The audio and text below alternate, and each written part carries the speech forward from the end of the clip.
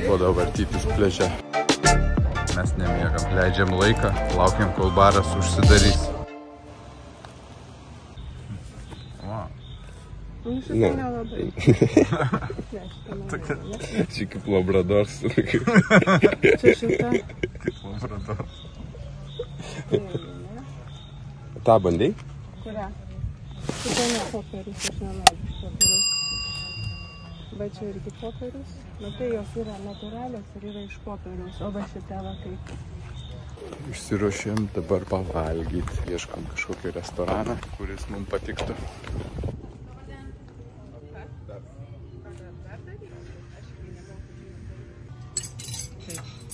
Dalinsimės tavo su... Kaip tie torfutė? Kaip jie vadinasi? Kas tie? Grybai. Trumai. Su trumais. Greičiau čia svogūnus. Ar jie atiduoda svogūnus?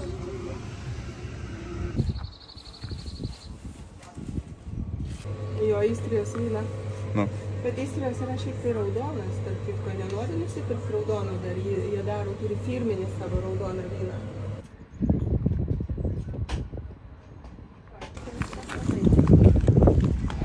Prisipirkom vyną. Paragausim ir sugrįšim dar.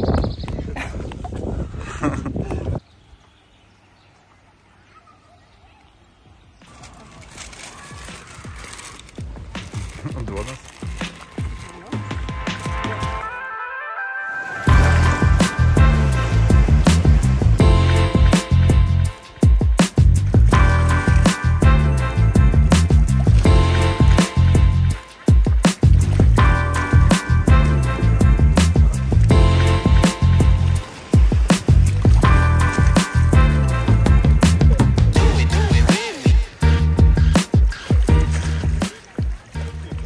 Nusibodo vartytis pliaže, einam išsinamo dviračius. Kai atsikėlėm, oras buvo toks subjūrės gerokai, buvo stiprus vėjas pakilęs.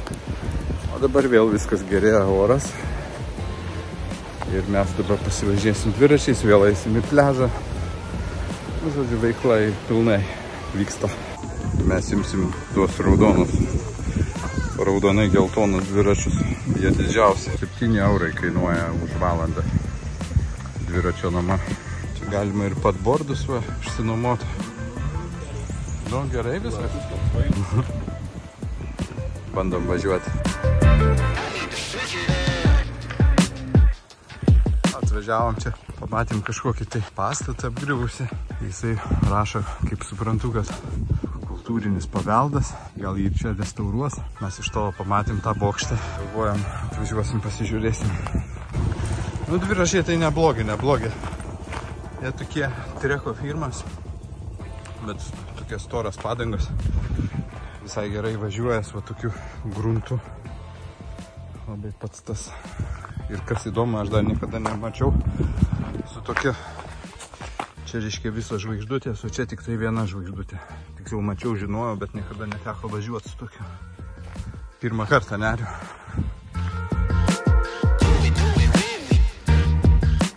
Nežinau, gal ir tiktų tie dviračiai prie mūsų kemperio. O gal ne, turbūt labai jau ryškus tokie raudoni, geltoni. Norėtų santūresnės spalvos. Daiva nevažiavo. Ilsisi nuo mūsų. Taip? Aš jo. Aš suradau kitą kempingą, kurį pervažiuosim. Jo? Jo, nusibodo čia. Kada važiuosim? Rytoj. Nu, gerai. Einamės dabar pasidomėsim, ar galim anksčiau išvažiuoti keliom dienom, negu atvažiavę pasakėm. Paklausim ir sužinosim, ką mums atsakys. Dar čia reikia prašyti leidimo, kad išleistų. Nu, kad baudos nereiktų mokėti čia, taisyklės skaičiau. Jokių problemų galime išvažiuoti. Kadangi šitą kempingą ir visus šitos Istrija kempingo, čia yra daug kempingų, yra tinklas, galima užsisakyti internetu vietas. Taip kad taisyklėse rašo, jeigu užsisakai internetu ir nori išvažiuoti anksčiau, tada turi mokėti tipo baudą tokią. Galim teikti. Darai užsakymą, nori užsakyti iš anksto, reikia sumokėti maždaug kažkur 50 eurų, paskui jinai įsiskaičiuoja į tas dienas. A, čia tokia sistema, ne? Jo, o mes atvažiavom taip, mes be jokių užsakymų, mes gavom, aišku, negeriausią vietą ir prie baro ir prie muzikos. Ir kažkaip nusprendėm, kad visgi mūsų kantrybė baigėsi. Ne, yra čia labai geros vietos, jeigu būtumėm anksčiau žinoję, būtumėm užsisakę prie jūros, ten tik tai ošimas girdisi, jokio baro garsų ir prie jūros arti nueiti. Būtų visai kita kalba. Bet užtat prie šito kempingo nėra jokių prekybos centrų, parduotuvių, yra palyginus tokios kempingo parduotuvės. Kurios ganėtinai brangios. Taip, čia jau antkainiai didelė, va čia servisas yra labai patogus įvažiuoti didelim. Čia atrodo mes jau filmavom šitą. Jo, čia filmavom. Ir va šita visa pusė, dešiniai mano, čia jau yra premium klasės kempingai. Tarp kitko, jie nuo mūsų skiriasi labai mažai kaina, bet kas yra įdomiausia. Bet vietos tai kardinaliai kitokios yra. Nu tai, čia yra praktiškai tyla. matai visą jūrą. Mes čia ėjom vieną labai vėlyvą vakarą, beveik apie 12 valandą, tai čia tik jūros ošimas. O mes ten negalėjom miegoti. 12 valandą iš baro tokie garsai. Čia yra virš 300 vietų kempinge. 330 ar 350 kažkur tai. O dabar turim rūpestėlį surasti kitą, galbūt iš Istrija kempingo, taip pat šito tinklo ieškosim. O gal kitokį.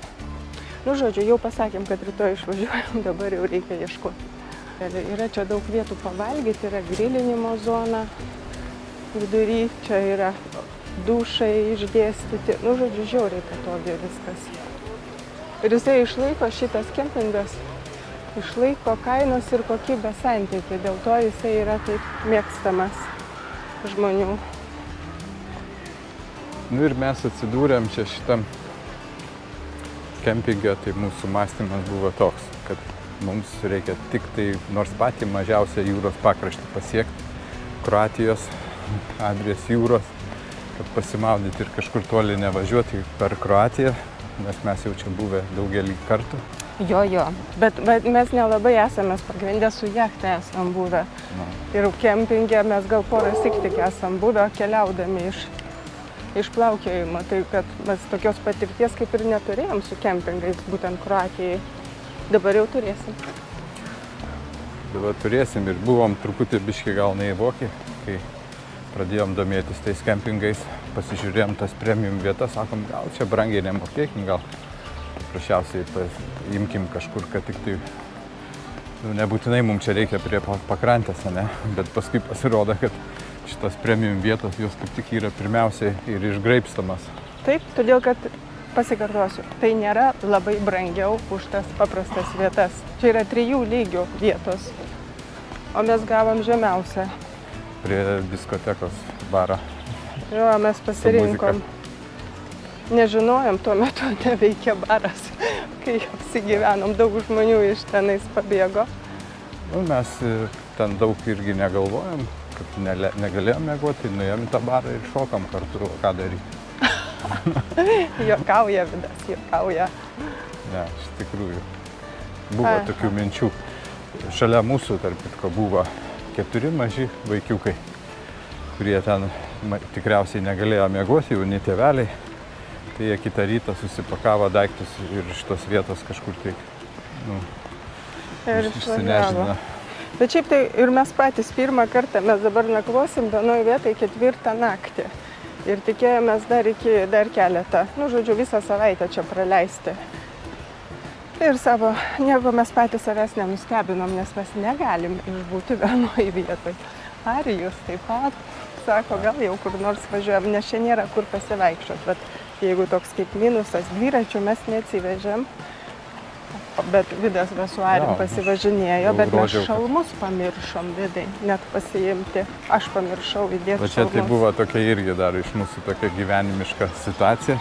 Jeigu neimi dviračių, tai nereiškia, kad neimi šalmų. Bet aš žinojau, aš paprasčiausiai Vidai pamiršau, įtariau aš, kad mums reikia šalmų. Na gerai, tiek to. Bet čia yra, galima lentas išsinuomot, galima vandens motociklus išsinuomot. Kainos, aišku, labai didelės nuomos. Kiek kainuoja motociklą, pavyzdžiui, vandens išsinuomot? Vandens motociklą kainuoja Grubiai tariant, apie 100 eurų, jeigu valandai. Nu, nemažai. Nu, nemažai. Nu, bet dviračiai užtat labai gera tokia kaina, nežinau, 7 eurų į valandą. Mes susinuomavom. Gal net neapsimokėtų vežtis, ne? Kažkaip jo, aš tokia, jeigu ten bagažiniai reikia vežtis daugiau daiktų, gal ir neverta. Mes jau ne vieną kartą buvo taip, kad atsivežėm dviračius, bet jų negavom progos pasivažinėti. Čia būtų buvę priešingai. Čia matosi, kad yra daug takelių, kur galima važinėtis. Daug žmonių su dviračiais. Su šuniukais čia priima labai draugiškas kempingas.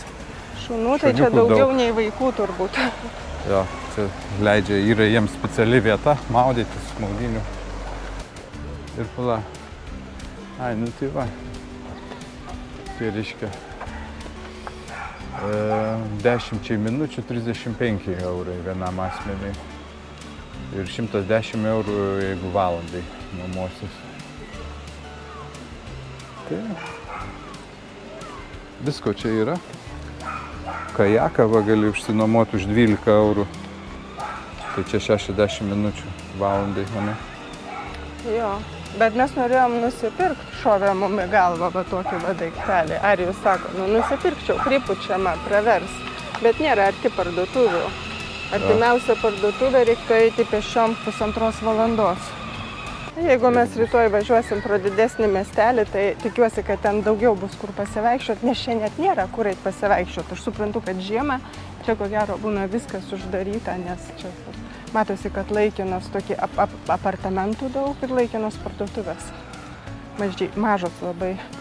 Tai mes rytoj važiuosim per miestelį. Ten yra net 3 sporto prekių parduotuvės. Žiūrėsim, jeigu bus. Gerai būtų savo tokią turėti. Ateičiai, žvilgsnis į ateitį. Būtų veiklos, ką daryti paplūdimy, neišeina gulėti ant to akmens. Taip. Nu gerai, žiūrėsim, žodžiu, filmuosim toliau, ar pirksim, ar nepirksim. Bus matytų. Dabar kol kas mes einam papietauti į kažkokią pizzeriją vėl eilinį kartą. Nerašo angliškai, rašo. Nu kaip nerašo. Ojojoj, nu tikrai. Nežinau kaip išsiversti. Nu ir kaip čia kainos? Tas pats. Tas pats? Laivo gavo, sagrėdžia. Užsisakėm tokias paticas. Nu, su grybais.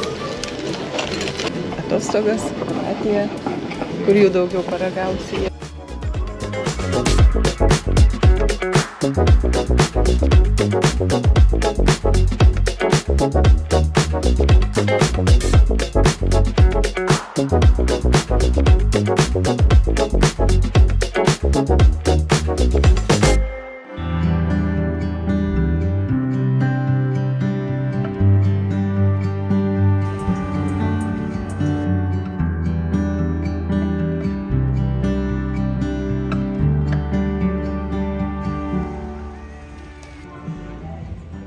Va taip mes smagiai leidžiam vakarą, ramiai, žaidžiam šachmatais, atsipūtę vienu žodžiu. Va dabar jeigu kas norėtų čia pamiegoti, tai nelabai gautus, nes baras ūžia tiesiog, ūžia. Mes nemiegam, paprasčiausiai leidžiam laiką, laukiam, kol baras užsidarys. Čia diskoteka, už kemperio baras yra. Atėjo audra, labai dideli žaibai. Reikia mums greičiau nuimti stogelį, todėl kad gali prisipildyti labai vandens.